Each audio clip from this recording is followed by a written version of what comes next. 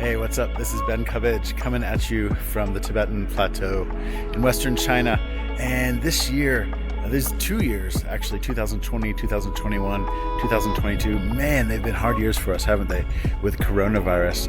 Personally, we've lost so many friends here from China. A lot of our friends went back to America or went home to visit their families just for 2 weeks for Chinese New Year, which is the traditional Chinese New Year break that most people travel in.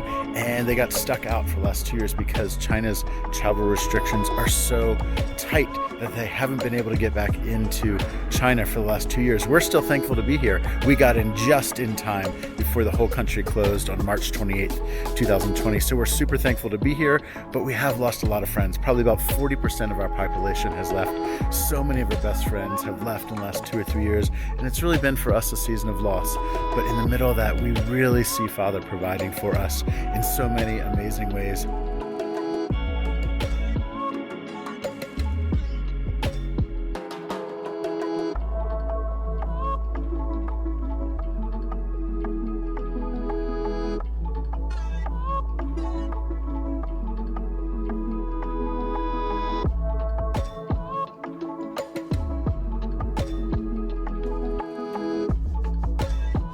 I'm inside our xiaochu, that's a Chinese word for apartment complex. You can see this is where we live. Another way that we have lost this year has actually been through our house.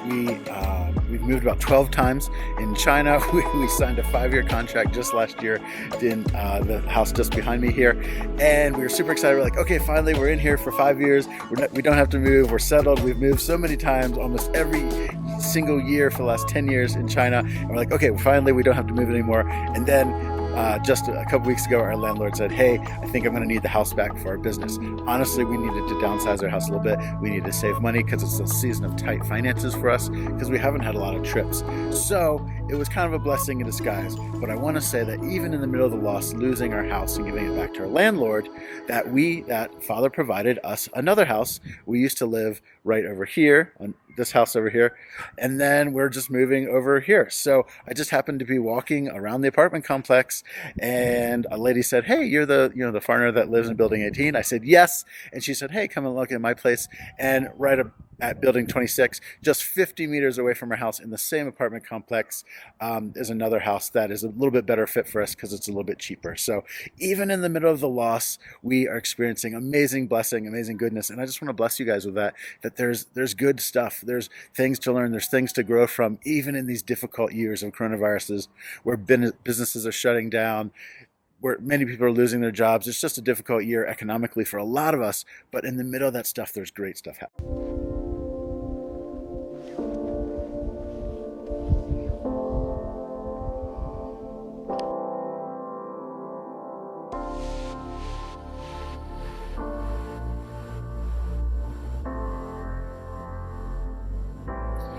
Other losses for us is I have an adventure travel business where we create community development in the Himalayas. We employ local Tibetan guides, we employ horsemen, we employ people from all over the Tibetan Plateau, and business has been really, really tough during coronavirus because honestly, we're not getting any international customers because no one's coming into the country, into China. And then the other thing is the domestic travel here is really hard. Even just a few cases of a coronavirus can shut a whole city down of 18 million people. And what that means for travel is people just aren't traveling very much domestically the last 6 months. Even just this month, I've lost probably 40,000 renminbi, or about $6,000 just in canceled tours because people can't travel due to coronavirus. It's been really tough, but we're still existing. We're still hanging on. We're still helping local communities. I believe we're going to get through this. And even in the loss, I see Father's goodness. We have a couple tours that are booking hopefully for spring and summer, and hopefully that's going to get us through and help us continue to provide for local communities.